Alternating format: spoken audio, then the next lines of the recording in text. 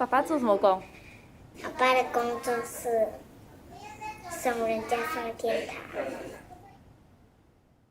我从小就给人家 brand 说是一个不吉祥的人物了，觉得我是一个 unlucky and dirty person， 人家都会 keep distance from me 啦。有一个 classmate 他会叫我说是一个 necrophilia， 这以前不懂 necrophilia 是什么嘛，我们就问他了，为什么你叫我 necrophilia 是什么来的？然后他跟我讲说，像 Dracula 这样很酷的，然后讲蛮酷的呢，就很 proudly 跟人家讲，我是一个 necrophilia，but I didn't know the meaning 啦。我就问我阿公，为什么你们没有想过开金店卖金啊，比较受欢迎啦？Actually quite lucky 啦，幸好那个时候我阿公没有去理我。我现在做的东西很有意义啦。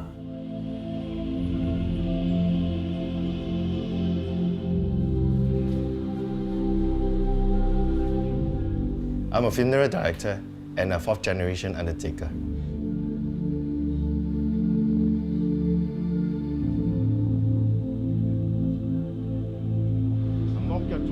以前我们的钢崩在江一杂搞，我们的 living room 就是 store 棺材，我们的 right side 就是 mortuary 啦，还有那个 embalming room。小时候就在那边跑来跑去啦，在棺材里面玩 hide and seek 啦，一出生就在这个环境里面啊。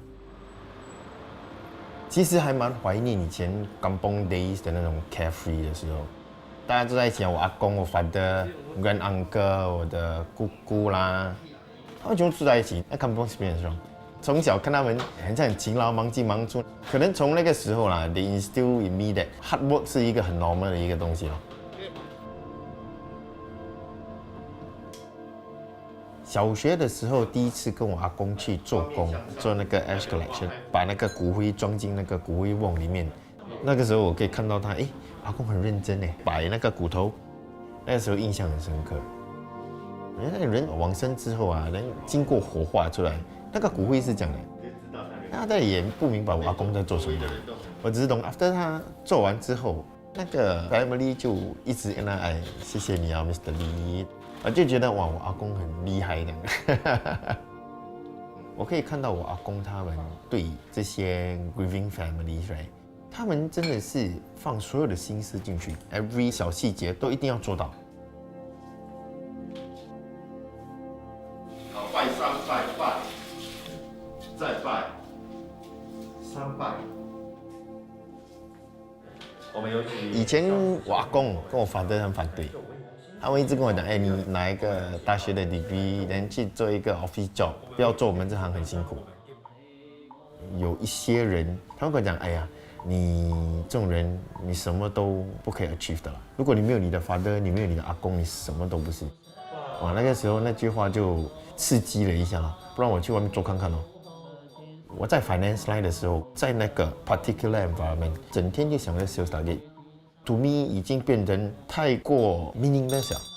我有时候又回去做那个 undertaker 的 job， 感觉很好。可能以前的时候没有那种感觉了。But until 有一个东西可以 compare， 你会觉得说它的 contrast 很大。I'll miss the car rides and your shitty face whenever you say, "Papi, I love you." 做一个 undertaker，I help the families to grieve， 其实觉得很有满足感。对，因为我觉得人生不只是追钱追车 ，it's more than that 啦。我们的工作是要24 hours standby， 每次他们往生的时候，我们就被 activate， 就 within an hour， 我们就要到达那个地方咯。刚开始的时候，什么东西都自己做，电话一来就得放下手上的东西，就直接去 handle the case。那个时候真的是蛮辛苦我太太的。电话来我就sorry 了，我就得自己跑掉了，然后就她自己一个人来想办法回家。每一个往生者对他们的家人来讲，他都是一个很重要的人。我们做得好的话，他们 surviving family members right， 他们可以 embrace a new chapter。其实那个告别仪式是 one of 我的 favorite parts。毕竟我们华人社会比较不会像那些洋派这样，我们都是比较含蓄。人活着的时候你不好意思讲嘛，但人走的时候，其实你很想跟他做最后的一个告别。如果你没有讲出来的话，很像在心里会有一个遗憾。所以在这个时候，每一次我都会 encourage 人家把他们的 thoughts 写下来，然后我代替他们讲。Many of the cases I have handled, right, make an impact in my personal life. 之前就是接到过一个案子，那个往生的3个孩子啊，有话想说，但是又不懂要怎么说，又讲不出来。之后我就跟他讲，我们会做一个告别仪式啦。你们心里面有什么话想要跟他讲的哦，你们写出来咯。那一天出刷之前啊，我会帮你念出来给你们爸爸听。他们把他们的 message send 过来的时候，我帮他们 re-edit 啊，都已流眼泪嘞。这个往生者 diagnosed with cancer 啊 ，cancer 就很像死刑这样咯。从那个时候开始，他每天早上啊很早就出门去开档，开档到晚上才回家，就变成他没有什么时间跟他的孩子交流。他的想法就是说，孩子还小，如果这个时候他走了怎么办？刚好说那个时候我去 scan， 就讲，哇，如果有一天啊，医生这样 scan 跟我讲，shit， 你是9个月的时间 to live， 我不懂我会怎么反应啊。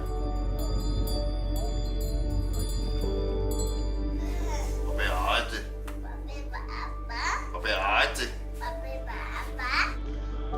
每次我跟我太太讲，如果有一天我比她先走啦，after 火化之后，我的骨灰先 store 在一个地方，等她的时间到了，然后我们2个人的骨灰要掺在一起，掺了一起去海葬。